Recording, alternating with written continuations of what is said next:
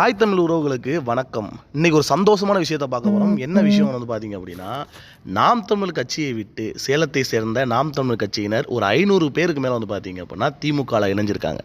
இப்போ இதற்கெல்லாம் வந்து பார்த்திங்கன்னா சாட்டை துரைமுருகனும் சரி, தென்னகம் விஷ்ணுவும் சரி முரட்டு முட்டு கொடுப்பாங்க. இந்த வடிவேல் அண்ணன் ஒரு காமெடியில் கூட இந்த தண்ணி வண்டியை வந்து ஒரு குட்டை பையன் ஓட்டிகிட்டு வரும்போது தண்ணி லீக்கேஜ் ஆயிரும்.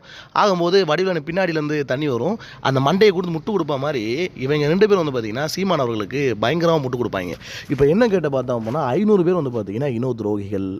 அதுக்கப்புறம் வந்து பார்த்திங்க அப்படின்னா இவங்க கட்சியில் இருக்கிறதே வேஸ்ட்டு, எப்படா தட்டி விடலான்னு பார்த்தோம், அதனால் இவங்களே வெளியே போயிட்டாங்க நல்லது அப்படின்னு சொல்லி அடிக்கடி சொல்லிக்கிட்டே இருப்பாங்க. ஆனால் உண்மையாகவே வந்து பார்த்திங்க அப்படின்னா இந்த 500 பேர் மொத்தம் பண்ணிங்கன்னா ஒரு வாலிபர்கள், ஒரு நல்ல துடிப்பான இளைஞர்கள்.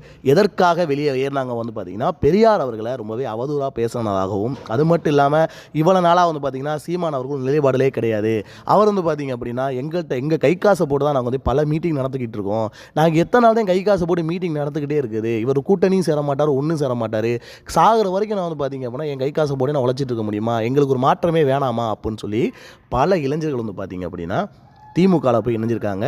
சுற்றுலாத்துறை அமைச்சர் வந்து பார்த்திங்கன்னா அவங்க எல்லாத்துக்குமே அவருடைய கொடி இருக்குல்ல, திமுகவோட கொடி வந்து தன்னுடைய கழுத்தில் போட்டு விட்டு மிகப்பெரிய ஒரு மீட்டிங் மாதிரி அரேஞ்ச் பண்ணி எல்லாருக்குமே கொஞ்சம் சாப்பாடுலாம் அரேஞ்ச் பண்ணி கொடுத்துருக்காங்க. இப்போ இந்த விஷயத்தை எதுக்காக நான் சொல்கிறேன்னு வந்து பார்த்திங்க அப்படின்னா இதில் கூட நாளைக்கு போய் சொல்லுவாங்க எப்படின்னா, இது வந்து பார்த்தீங்கன்னா அவங்களாம் கழிச்சு நினச்சாங்களாம், இவங்களாம் கழிஞ்சிக்கிட்டாங்களாம் அப்படின்னு சொல்லி பேசிக்கிட்டு இருப்பாங்க.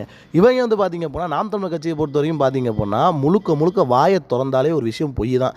இப்போ வந்து பார்த்திங்கன்னா தமிழக தலைவர், அதாவது தமிழ் தேசிய தலைவர் பிரபாகரன் அவர்கள் வந்து எடுத்த புகைப்படம் வந்து பார்த்திங்கன்னா ரொம்பவே தப்பான புகைப்படம். அது மட்டும் இல்லாமல் அவர் அப்படி எடுக்கவே இல்லை அப்படின்னு சொல்லி அந்த ஃபோட்டோவை எடிட் பண்ண ஒரு இளைஞர் வந்து பார்த்திங்க அப்படின்னா சொல்லியிருக்காரு. ஃபோட்டோ எடிட் பண்ணவே இல்லை, எப்படி சொல்கிறது, செத்து போனவனே பொழைச்சவனே எலும்பி வந்தாலுமே ஒத்துக்க மாட்டாங்க.